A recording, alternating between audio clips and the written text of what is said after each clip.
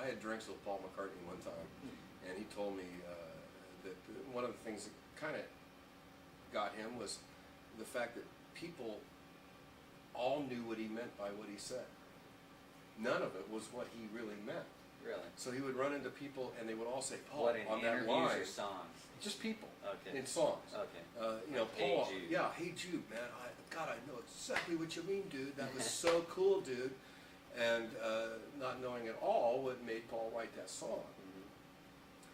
And then I asked him, "Well, that's interesting. I'm familiar with all your music. I know what it means to me. What's your biggest challenge then in making music?" And he goes, "Well, I guess that would be that no one's ever really heard what I hear up here. I've never really been able to get out what I hear here on any of my product," which blew me away because, I think what he did was pretty good, and if what he has up there is even better than what he's been able to make available to us, then it must be just amazing. How did you hook up this interview with McCartney? Was this at KROY or in man, Chicago? it was really weird. I was in LA and I had a weekender. This is so weird. I was a program director, and this dentist kid named Brad Sobel wanted to be a disc jockey. "All right, I'll put you on weekends and you can work like 3 hours and I'll pay you $1." And he goes, "Okay, cool."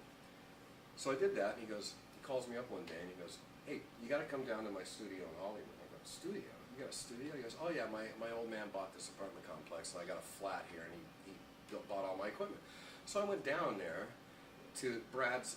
This is my weekend jock, and he's got a freaking 24-track studio with all these Neumann microphones, and like 5,000 square foot flat in Century City.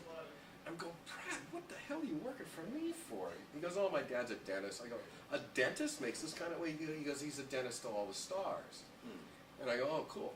So we're in his apartment, me and Julie, my girlfriend from Marysville, that would be down that week, and knock on the door, and he goes, "Oh, hey, come here." So I walk over with Brad, and he opens up, and it's Paul and Linda.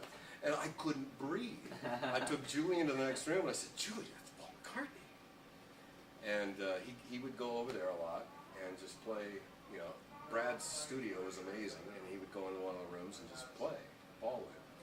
So after I got myself back together, I go, "Hi, my real name's Dave. I'm Dave." And he goes, "Oh, how are you?" I go, "Fine. God, I didn't expect Brad. Why didn't you tell me Paul McCartney was going to be here?" And he goes, "I didn't know he was going to stop by myself." So we decided to go across the street to the Bank of America building to the top floor to the Iron Gate bar, and we went up there. It's about 10 o'clock at night, and sat there and closed the place and just sat there and drank rum. Wow. Yeah, 6 of us. And I was so uptight. I'd never been so nervous in my life. I didn't know what to ask Paul McCartney. I mean, what hadn't been asked of him already. So we just conversed. But you actually made him think, though. Yeah, I made him think. He thought that was a good question. Wow, what's my most frustrating thing? So that was 70s, mid-70s? That was 75. Oh, okay. 1975.